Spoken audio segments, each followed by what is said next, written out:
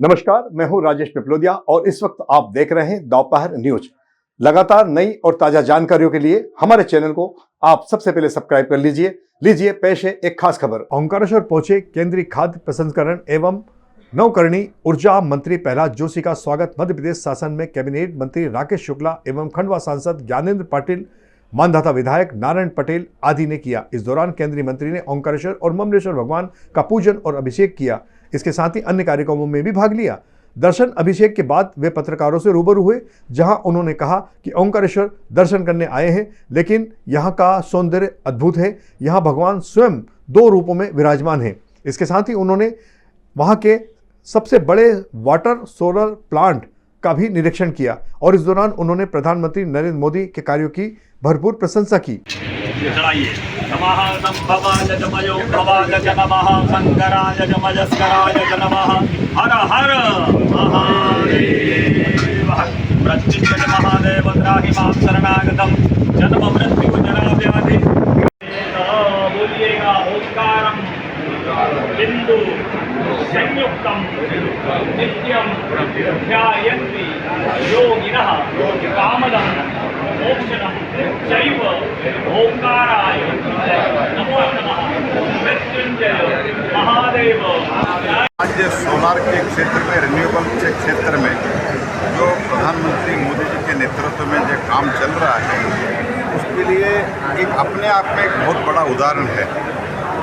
क्योंकि आज विषय क्या है, सवाल क्या है, सवाल सोलार में, विंड में हो, लैंड एक बहुत बड़ा सवाल है। लैंड एक्विजिशन, लैंड का उपलब्धि करना एक बहुत बड़ा सवाल है।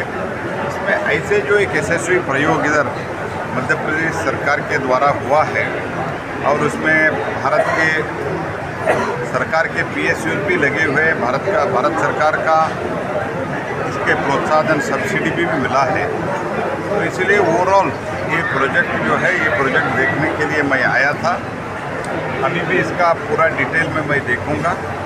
और ये ओंकारेश्वर में है, ओंकारेश्वर का आशीर्वाद भी प्राप्त करके इसको और भी अभी 278 है, अभी 550 मेगावाट तक ये नर्मदा तट पर करने के लिए हमने सोचा है।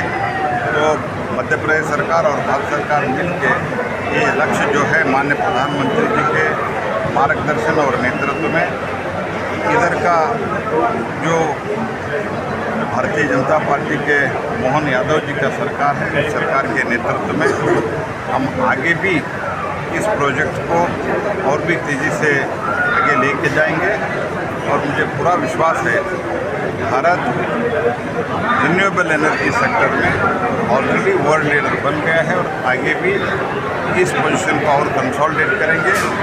और भारत में जो एनर्जी सिक्योरिटी है वो सिक्योरिटी भी दे देंगे, उसके साथ ही साथ पर्यावरण का संरक्षण भी हम करेंगे। अच्छा, ओंकारेश्वर को जब ये बांध ये मेन डैम बना, जब ये कहा गया था कि यहाँ के लिए हम बिजली हमेशा उपलब्ध कराएंगे। ओंकारेश्वर एक बड़ा तीर्थ स्थान है और इतने नज़दीक में बांध बनना भी नहीं चाहिए था, पर बन गया।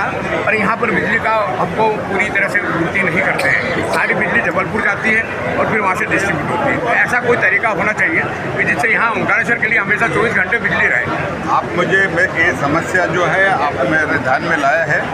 मैं माननीय मंत्री जी भी, श्री शुक्ला जी भी इधर है, मैं ज़रूर सब लोगों से बात करता हूँ। जो कुछ भी पॉसिबल है इस क्षेत्र में बिजली उपलब्धता करने के लिए वो सब कदम उठाएंगे। दूसरा एक निवेदन सर थोड़ा सा और है कि इस क्षेत्र में बन रहा है, तो इस क्षेत्र की उन्नति के लिए इस योजना के द्वारा कई लाभ कमाए जाते हैं, पर इस क्षेत्र की उन्नति के लिए कुछ यहाँ पर काम होना चाहिए। कोई अच्छा बड़ा कॉलेज खुले, कोई विशेष पैकेज ओंकारेश्वर के लिए। ओंकारेश्वर का डेवलपमेंट के लिए जहाँ माननीय हमारे सांसद महोदय बता रहे थे, बहुत ही बड़ा प्रोजेक्ट चल रहा है। माननीय प्रधानमंत्री जी के नेतृत्व में काशी विश्वनाथ से लेके महाकाल से लेके सभी जगह और मथुरा में भी हो, जो भी डेवलपमेंट, अयोध्या तो है ही है, पूरा डेवलपमेंट के लिए जो हम काम कर रहे हैं उसमें तो सभी जो पुण्य क्षेत्र है उस पुण्य क्षेत्र के डेवलपमेंट के लिए भारत सरकार और मध्य प्रदेश सरकार प्रतिबद्ध है।